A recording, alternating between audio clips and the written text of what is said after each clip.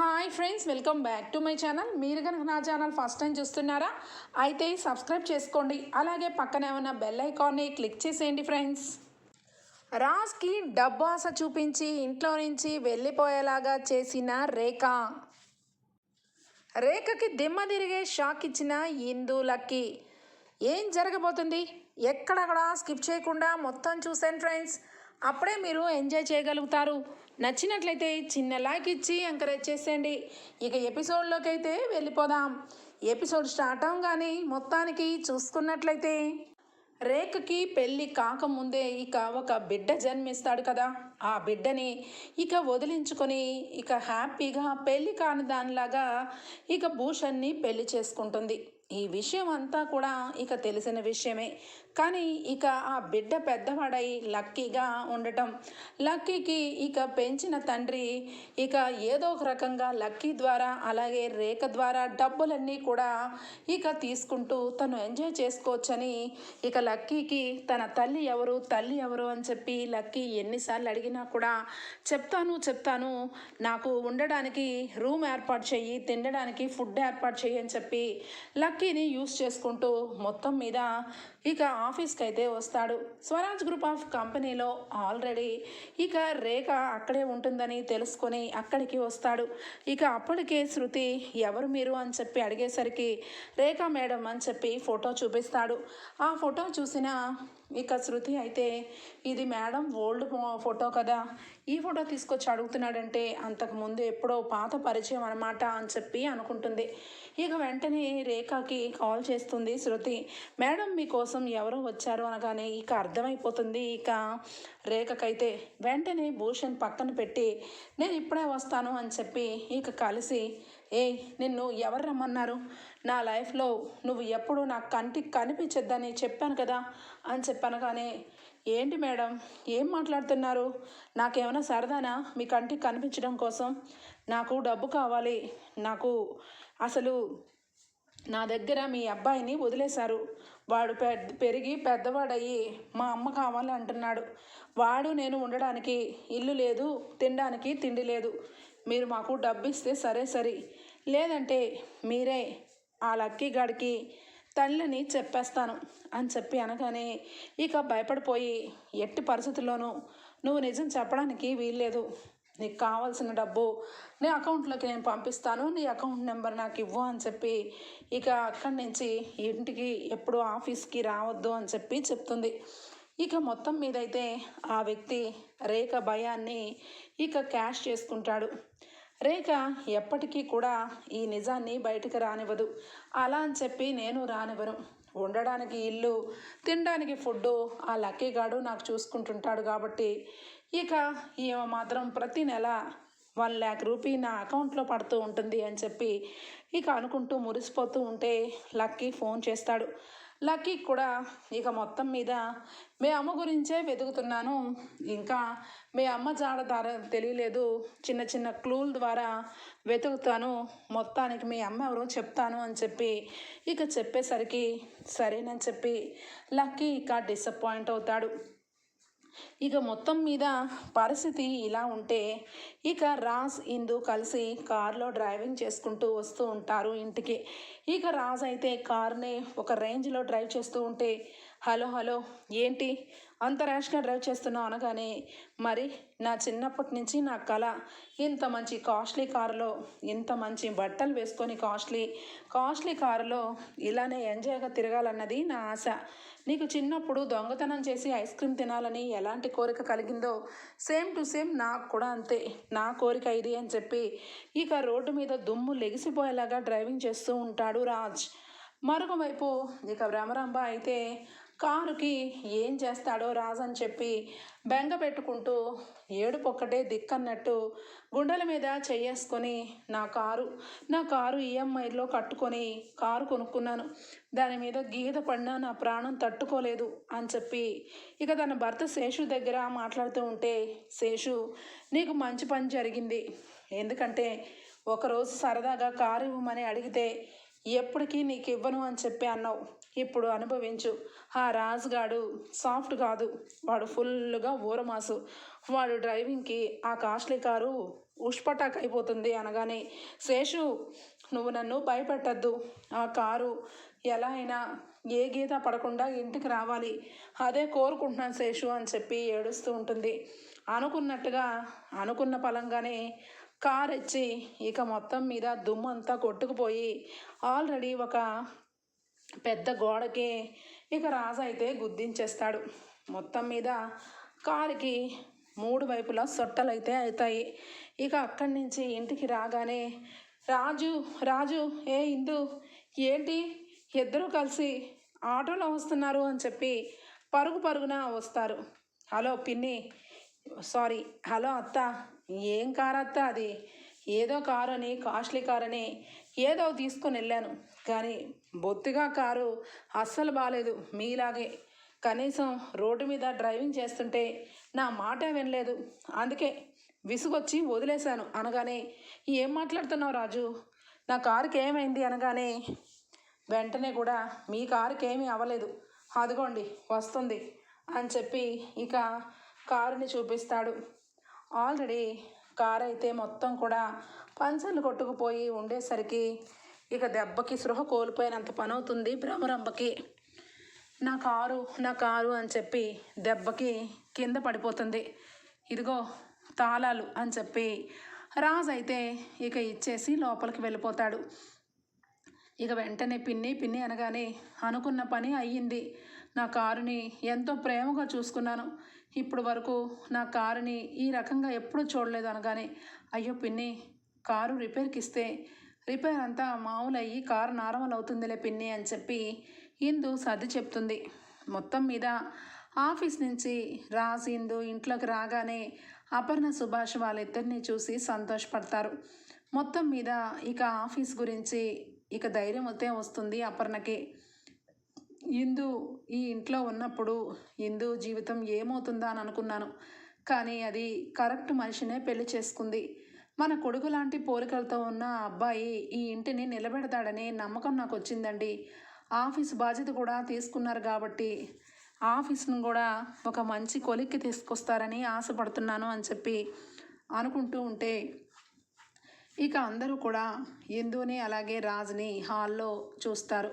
ఇక ముఖ్యంగా రేఖ అయితే, ఏంటి మొట్టమొదటి రోజే ఆఫీస్ని మార్చేద్దాం అనుకుంటున్నారా అని చెప్పి అడిగేసరికి, హలో పిన్ని, మార్చడానికి ఏమీ లేదు, వాళ్ళందరూ కూడా అక్కడే ఉండి పని చేయాలి అంటే వాళ్ళకు డబ్బాస చూపించాలి, మనం జీతము ఇవ్వక వాళ్ళతో వర్క్ చేయించకపోతే మన ఆఫీసు కిందకి వెళ్ళిపోతుంది, అందుకే వాళ్ళకి ఒక రకంగా చెప్పాను, వాళ్ళు ఇప్పుడు వాళ్ళ వర్కుల్లో వాళ్ళు బిజీగా ఉన్నారు అనగానే, ఏం చెప్పారు అని చెప్పి ఇక రేఖ అడుగుతూ ఉంటే, ఈ నెల జీతం, పోయిన నెల జీతం, ఇక నెక్స్ట్ రాబోయే జీతం 3 జీతాలు ఒకేసారి అకౌంట్లో పడతాయని వాళ్ళకి మాట ఇచ్చాను, అంతే మొత్తానికి సెటిల్డ్ అయిపోయింది అనగానే రేఖ ఒక్కసారిగా షాక్ అవుతుంది.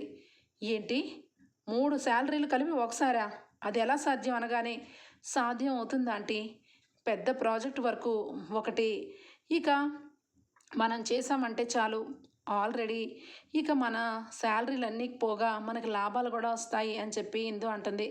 చదువు సంధ్య లేని దానివి నీకేం తెలుసు అని చెప్పి అనగానే, హలో పిన్ని, తనకి చదివే లేదు కానీ అన్ని విషయాలు తెలుసు, తన గురించి మీకెలా తెలుస్తుంది, ప్రేమించిన వాడిని నాకు తెలుసు, ఇందు ఆఫీస్ విషయంలో సూపర్ డూపర్గా ఐడియాలు ఇస్తుంది, చదువు ఉన్నవాడిని, తనకి తెలివి ఉంది, ఇద్దరం కలిసి ఆఫీస్ విషయంలో ఈ నిర్ణయం తీసుకున్నాము అని చెప్పి అనేసరికి ఇక ఇంట్లో అందరూ కూడా కామ్ డౌన్ అయిపోతారు. ఇక రాజు అయితే అక్కడి నుంచి మొదలు పెడతాడు. హలో ఏంటి, ఈ ఇంట్లో ఈ రాజుకి ప్రత్యేకంగా రూమ్ ఉండాలి, కింగ్ సైజు బెడ్ ఉండాలి, బెడ్ మీద ఇక మంచి కాస్ట్లీ వస్తువులు ఉండాలి, అంతేకాదు ఏసీతో ఇల్లంతా చల్లబడిపోవాలి, నా రూమ్ని ఎక్కడ డిసైడ్ చేశారు అనగానే ఇక వెంటనే ఇందుకి చాలా కోపం వస్తుంది. ఈ రాజు ఏంటి ఇలా మాట్లాడుతున్నాడు అని చెప్పి ఇక వెంటనే రేఖ అయితే, రాజు నువ్వేం రూమ్లో పడుకుంటావంటే అని చెప్పి ఆలోచించి ఇక వెంటనే అక్కడే ఉన్న ఐశ్వర్యని చూసి, "హా, ఎగ్జామ్స్ కూడా అయిపోయినాయి కదా ఐషు, ఐషు రూమ్లో మీరు ఉండండి" అనగానే, "ఆంటీ మరి నేను" అనగానే, "నువ్వెక్కడ పడుకుంటావు? నా రూమ్లోకి రా, లేదంటే ఇక పక్కనే ఉన్న స్వాతి రూమ్లో పడుకో, అంతే తప్పించి వాళ్ళకి ఒక రూమ్ అయితే ఉండాలి కదా" అని చెప్పి ఇక వాళ్ళకి రూమ్ అయితే ప్రొవైడ్ చేస్తుంది. ఇక రాజు అయితే ఇక హ్యాపీగా లోపలికి వెళ్ళిపోతాడు. ఇక ఇందు అయితే కోపంతో, "ఏంటి ఎక్కువ చేస్తున్నావు? నువ్వు 12,500 రూపాయల కోసం నేను ఏం చెప్తే అది వింటానన్నావు, ఎక్స్ట్రాగా మాట్లాడితే కటింగ్ చేస్తానని కూడా చెప్పాను" అనగానే, "హలో మేడం, ముందు నా ఎక్స్ట్రా కటింగ్లు చేయాలి అంటే నువ్వు ఆలోచించాల్సింది ఒకటే, ముందు అక్కడ కంపెనీ వాళ్ళకి శాలరీలు వచ్చేది ఏ రకంగా అన్నది ఆలోచించాలి. సెకండ్ థింగ్, నాకు డబ్బు ఎలాగా ఇవ్వాలన్నది ఆలోచించాలి. అంతే తప్పించి నేనేదో మాట్లాడుతున్నాను కాదు" అనగానే ఇక ఇందు ఆలోచనలోకి పడుతుంది. మరొక వైపు రేఖకి ఇక భూషణ్ అలాగే భ్రమరాంబ ఇద్దరు కూడా, "ఏంటి రేఖ, ఏం చేస్తున్నావు? వాడిని తీసుకొచ్చి ఐశ్వర్య రూమ్లో దేనికి పెట్టాలి? వాడు బస్తీలోనే ఉండేలాగా ఉండాలి. వాడికి ఆ స్టోర్ రూమే ఎక్కువ" అని చెప్పి అనగానే, "చాలు వదిన, నువ్వు మాట్లాడే మాటలకి నేను మాట్లాడే మాటలకి చాలా తేడా ఉండొచ్చు. కానీ ఏది మాట్లాడినా ఎంతో కొంత ఆలోచించే మాట్లాడతాను. ఆ రాజుగాడిని మెల్లగా బొజ్జగించి నా గ్రిప్పులోకి తెచ్చుకుందాం అనుకుంటున్నాను. వాడు బస్తీవాడు, కానీ వాడి ఆలోచన అందనానికి ఉంది. వాడు గనక నాకు ఆపోజిట్లో ఇందు దగ్గరే ఉంటే ఈ ఆస్తి కాదు కదా, ఈ ఇంట్లో కూడా రేపు పొద్దున మనం ఉండం. కాబట్టి ముందు వాడిని ఇంట్లో నుంచి పంపించేయాలి. మన దారికి తెప్పించుకొని వాడికి డబ్బాస చూపించి వాడు పర్సనల్గా దేనికి ఎంత అమౌంట్కి లొంగుతాడన్నది తెలుసుకొని తల తాకట్టు పెట్టైనా వాడికి డబ్బు ఇచ్చి ఇంట్లో నుంచి పంపించేయాలి. అందుకే వాడు ఏదన్నా దానికి తల తిప్పుతున్నాను" అని చెప్పనగానే, "అవునా అవునా, నేనేదో అనుకున్నానులే" అని చెప్పి ఇక మాట్లాడుతూ ఉంటే, "అవును, ఏమైందక్క, నీ మొహం ఏంటి అలా మాడిపోయింది" అని చెప్పి భూషణ్ అడుగుతాడు. "ఏమైంది, మీ అక్క కారు ఏకంగా ఇప్పుడు షెడ్లో ఉంది, చూడలేదా" అని చెప్పి శేషు అనగానే, "శేషు" అని చెప్పి అరుస్తుంది. "మూస్తే వాళ్ళకి ఎలా తెలుస్తుంది? మీ అక్క కారుని ఆ రాజుగాడు చిత్తడి చేశాడు. వాడు ఆ కారునే అలా చేశాడు అంటే వాడికి గనక ఎదురెళ్ళిన వాడి పరిస్థితి కూడా అలాగే ఉంటుందేమో" అనగానే, "ఇదిగో, మీరు సైలెంట్గా ఉంటే నాకు బుర్ర పనిచేస్తుంది. సరే, నేను లోపలికి వెళ్తున్నాను" అని చెప్పి ఇక అక్కడి నుంచి వెళ్ళిపోతుంది రేఖ. అయితే ఇక ఇందు విషయంలో రాజ్ బాగా ఇక డబ్బులు ఇచ్చేలాగా ఉందా, ఏదైతే ఇక నా పేమెంట్ అయితే 12,500, నేను సైలెంట్గా ఉంటే ఏ కటింగ్లు లేకుండా డాక్టర్ గారు ఫోన్ చేశారు కాబట్టి 1 వీక్లో ఎంత కాకపోయినా ఎంతో కొంత వెళ్ళి డబ్బు కట్టేస్తాను అని చెప్పి అనుకుంటాడు. ఇక ఇందు అయితే బాగా ఆలోచిస్తుంది. ఏం ఆలోచిస్తే ఈ అప్పులన్నీ తీరుతాయి, ఆఫీస్లో వాళ్ళకి ఎలాంటి నష్టం లేకుండా శాలరీలు ఇవ్వాలి, ఇప్పుడున్న పరిస్థితుల్లో ఒక్క రూపాయి కూడా లేదు, ఏం చెయ్యాలబ్బా అని చెప్పి ఆలోచన చేస్తూ ఉంటుంది. ఇక నెక్స్ట్ డే అయితే అవుతుంది. ఇక మొత్తానికైతే రాజ్కి మళ్ళా డాక్టర్ నుంచి కాల్ వస్తుంది. "చూడండి, మీరు మీరు ఉన్న పలంగా డబ్బు కడితే బాగుంటుంది, లేదంటే మీరు ఇక పేషెంట్ని తీసుకుని వెళ్ళొచ్చు" అని చెప్పి అనేసరికి రాజ్ వెంటనే, "అదేంటి, 1 వీక్ టైం ఉందన్నారు కదా" అనగానే, 1 వీక్ టైం ఉందన్నానని 1 వీక్ తర్వాత వస్తే ఎలా ఉంటుంది? ఈరోజు మీకు గుర్తులేదా, 6th డే, రేపు నేను అన్న టైము రేపటితో క్లోజ్ అవుతుంది. కాబట్టి ఈ లోపల మీరు అమౌంట్ వచ్చి పే చేస్తే ట్రీట్మెంట్ ఇస్తాను, లేదంటే ఇంటికి తీసుకుని వెళ్ళండి" అని చెప్పి ఫోన్ పెట్టేస్తాడు. ఇక రాజ్కి కాలు చేతులు ఆడవు. ఎట్టి పరిస్థితుల్లోనూ ఆ ప్రాణం బ్రతకాలి, ఆవిడ ఎవరో తెలుసుకోవాలి, అసలు నేను ఎవరో అన్నది నాకు తెలియదు కాబట్టి నా జీవితంలో ఏదో జరుగుతుంది, నేను ఆ మనిషి ద్వారా నిజం తెలుసుకుంటాను అని చెప్పి ఇక వెంటనే కూడా అటు ఇటు టెన్షన్గా పడుతూ ఉంటే రేఖ గమనిస్తుంది. సూట్ కేస్ని ఇక ఓపెన్ చేసి రాజ్ కనబడేలాగా, "ఇక భూషణ్, మనం ఈ అమౌంట్ ఇక వాళ్ళకి పంపించాలి అని చెప్పి డబ్బులు చూపిస్తూ ఉంటుంది. ఇక రాజుకు వెంటనే కూడా ఆ డబ్బు మీద ఆశ కలుగుతుంది. ఉన్న పలంగా ఆ డబ్బులు నాకు ఇస్తే నేను ఆవిడకి ట్రీట్మెంట్ చేయిస్తాను, నాకు డబ్బు కావాలి అని చెప్పి అనుకుంటూ ఉంటే, "హలో రాజు, ఏంటి ఏంటి ఆలోచిస్తున్నావు? మొత్తం మీద నీకేదో సమస్య ఉందని అర్థమైంది. అందుకే కదా, డబ్బు కోసమే కదా మా ఇందు మెడలో తాళి కట్టావు అనగానే, ఏంటి ఏం మాట్లాడుతున్నారు? ఏ మనిషికైనా డబ్బు కావాలి, అది నాకు కూడా కావాలి అనగానే, చూడు రాజు, నువ్వు డబ్బు ఎందుకు కావాలనుకుంటున్నావో, నువ్వు ఇందు మెడలో ఎందుకు తాళి కట్టావో ఇదంతా పక్కన పెట్టేస్తే నీ సమస్యకి ఒకటి పరిష్కారం అని నాకు అర్థమైంది. ఈ ఇంటికి వచ్చిన వాడివి ఇక్కడి నుంచి డబ్బు తీసుకునే వెళ్ళాలనే ఆలోచనలోనే ఉన్నావు కదా. అందుకే ఇదిగో ఈ సూట్ కేసులో డబ్బు ఉంది. ఈ డబ్బు తీసుకొని నువ్వు ఈ ఇంటి నుంచి శాశ్వతంగా ఈ ఊరు వదిలే వెళ్ళిపోవాలి. అలా అయితే ఈ డబ్బు తీసుకొని వెళ్ళు. లేదు, ఇక ఇందునే నమ్ముకుంటాను, ఎప్పటికైనా ఆస్తి రాదా అన్నప్పుడు ఇక్కడే ఉండు, అంతే, అంతకు మించి ఏమీ లేదు అనగానే, వెంటనే రాజైతే నాకు డబ్బు కావాలి, నేను ఈ ఇల్లు వదిలి ఊరు వదిలి వెళ్ళిపోతాను అనగానే, ఏంటి నిజంగా అయినా అని చెప్పి అడుగుతుంది. నిజంగానే చెప్తున్నాను అనగానే, సరే అయితే ఇదిగో డబ్బు, ఎవరికంటా పడకుండా వెళ్ళిపో అని చెప్పి అనగానే సూట్ కేసులో డబ్బు తీసుకొని రాజు అయితే వెళ్ళిపోతాడు. ఇక ఇందు రాజు గురించి మొత్తం చూస్తుంది. రాజు కనపడిపోయేసరికి లక్కీకి ఫోన్ చేస్తుంది. లక్కీ వెంటనే కూడా, అవునవును, ఇంతకీ మా వాడు ఏం చేస్తున్నాడు అనగానే, మీ వాడు నీ దగ్గరకు వచ్చాడేమోనని కాల్ చేశాను, ఆఫీస్కి వెళ్ళాలి, తొందరగా వస్తే బాగుంటుంది అనగానే, హలో ఇందు గారు, ఇక్కడికి మా వాడు రాలేదు, మా వాడు అక్కడే ఉన్నాడని అనుకుంటున్నానే అనగానే, ఏంటి నీ దగ్గరకు కూడా రాలేదా? ఈరోజు ఖచ్చితంగా ఆయన రావాలి, ఇద్దరము కలిసి ఆఫీస్కి వెళ్ళాలి, అయినా ఎక్కడికి వెళ్ళాడు అని చెప్పి కోపంతో అడుగుతూ ఉంటే, ఇక లక్కీ అయితే, నీ దగ్గర లేడు, ఇంట్లో లేడు, నాకు రాలేదు అంటే ఏదో అనుమానం వస్తుంది, సరే నేను మళ్ళా ఫోన్ చేస్తానని ఫోన్ పెట్టేసి హాస్పిటల్లో ఇక రాజ్ వెళ్ళాడని అర్థం చేసుకుంటాడు. ఆ రోజు కూడా డబ్బులు తీసుకొని వెళ్ళి హాస్పిటల్ వైపు వెళ్ళాడు. ఆ రోజు 10 లక్షల రూపాయలు కూడా హాస్పిటల్లో పే చేశాడు. ఈరోజు కూడా మనిషి కనిపించట్లేదు.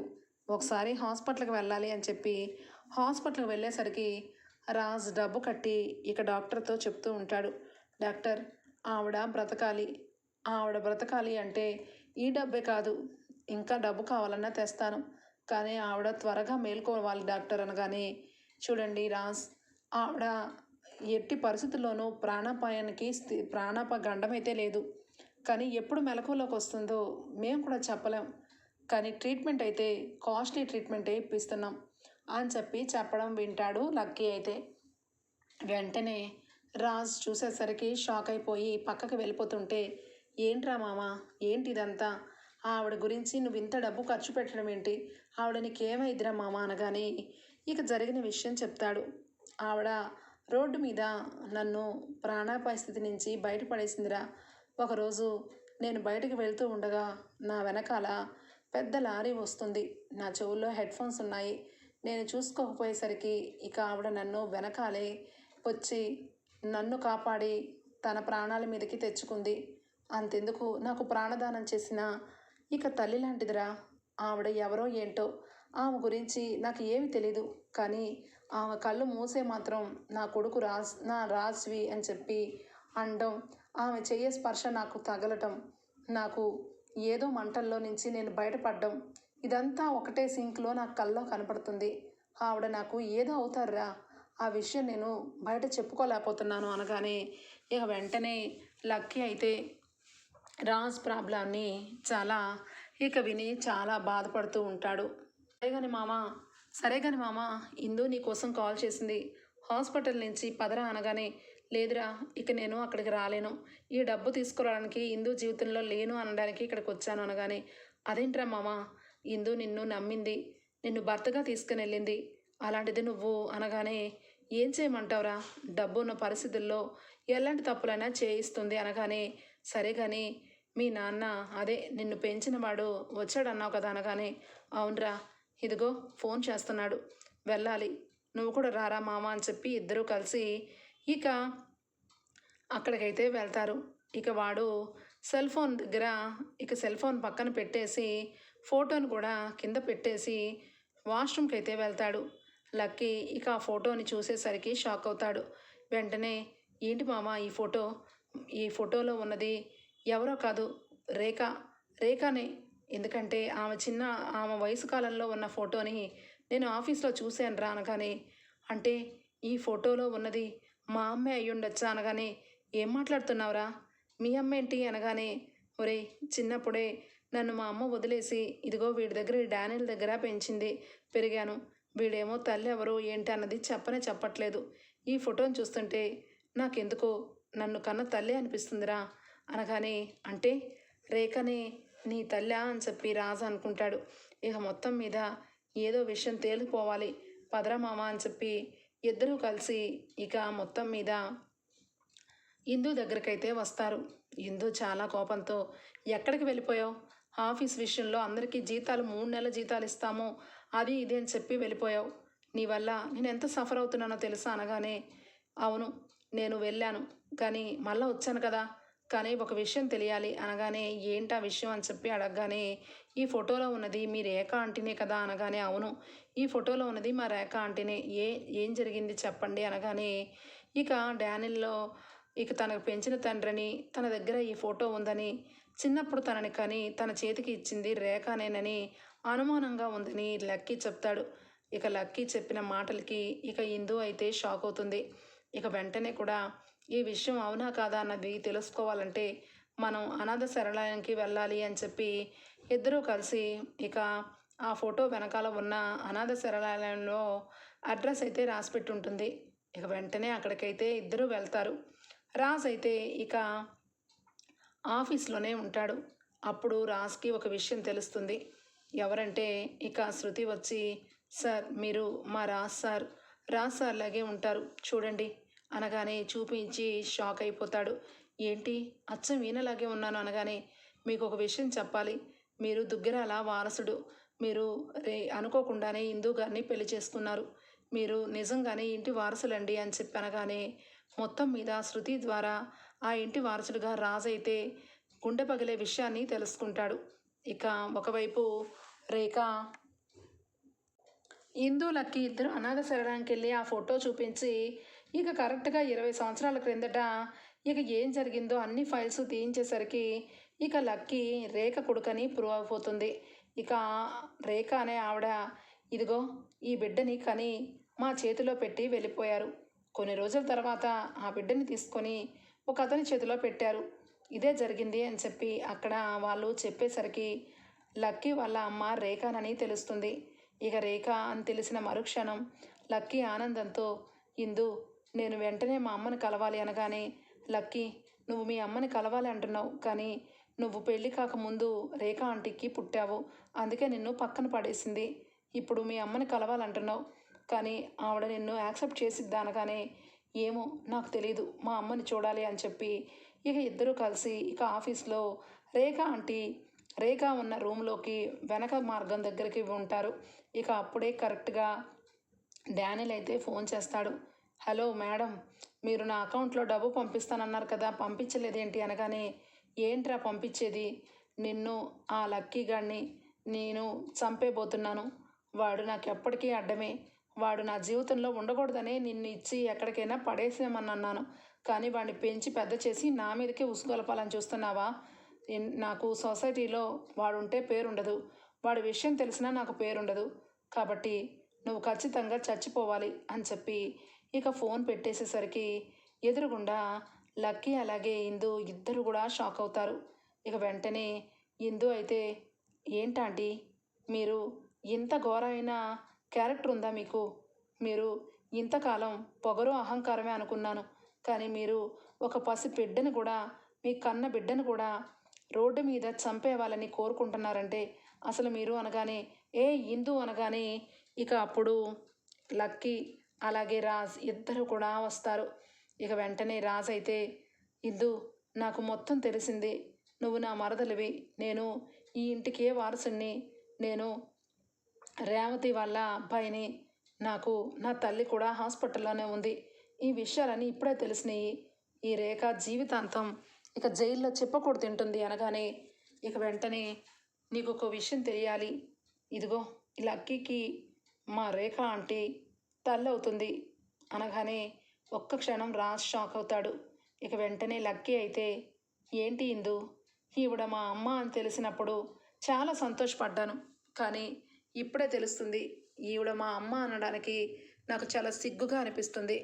మీరందరూ అనుకోవచ్చు నేను ఎప్పుడు కూడా అన్యాయం చేయలేదు. చిన్న చిన్న తప్పులు, చిన్న చిన్న దొంగతనాలు చేసిన పరిస్థితి ఈవిడ గారి వల్లే వచ్చింది. కానీ ఈవిడ గారికి నేను అవసరం లేదు.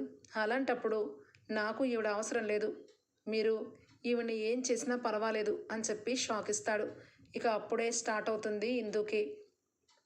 ఇదిగో ఆంటీ, ఇప్పటి వరకు నువ్వు చేసిన అన్యాయాలన్నీ పక్కన పెట్టేశాను.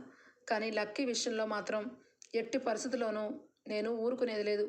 మర్యాదగా మీ కొడుకుగా ఒప్పుకోండి అనగానే, ఈ నన్ను చంపినా నిన్ను చచ్చిపోయినా పర్వాలేదు కానీ వాడు మాత్రం నా కొడుకు కాదు అనగానే ఇక వెంటనే పోలీసులు అయితే వస్తారు. ఏంటమ్మా నువ్వు లక్కీ అనే అతన్ని జన్మనిచ్చి ఆ అబ్బాయిని చంపాలని చూస్తున్నావు? ఇదిగో ఈ డానియల్ వచ్చాడు, నీ మీద కంప్లైంట్ పెట్టాడు. నువ్వు 22 సంవత్సరాల క్రిందట ఇదిగో ఈ పసిబిడ్డని తీసుకొని అక్రమంగా కనేసి ఇలా మనుషులకు అప్పచెప్పేసి వాళ్ళ ప్రాణాలు తీయమని చెప్పడం ఎంతవరకు కరెక్ట్ అని చెప్పి ఇక పోలీసులు ఇక మొత్తానికైతే ఆ రేఖని అరెస్ట్ చేస్తారు. ఇక రాజ్, లక్కీ, ఇందు ముగ్గురు కూడా ఇక రేఖ విషయంలో అయితే కొంచెం కూడా జాలిపడరు. తను ఇక లక్కీకి తల్లినన్న విషయం ఇక తెలిసిపోతుంది రేఖకి. ఇక రేఖ ఎట్టి పరిస్థితుల్లోనూ ఒప్పుకోకుండా ఏదో రకంగా పోలీసులు నన్ను తీసుకుని వెళ్ళిన తర్వాత ఏదో ఒకటి చేసి బయటకు వస్తాను, కానీ వీడు మాత్రం నా కొడుకు కాదు అని చెప్పి వెళ్ళిపోతుంది. మొత్తం మీద రేఖకైతే దెమ్మ తిరిగే ఊహించని షాక్ అయితే రాజ్ అలాగే లక్కీ అయితే ఇస్తారు. రాబోయే ఎపిసోడ్స్లో ఈ విధంగానే జరగబోతుంది ఫ్రెండ్స్. మీకు గనక నచ్చినట్లయితే చిన్న లైక్ ఇచ్చి ఎంకరేజ్ చేసేయండి. Bye, take care, thank you for watching.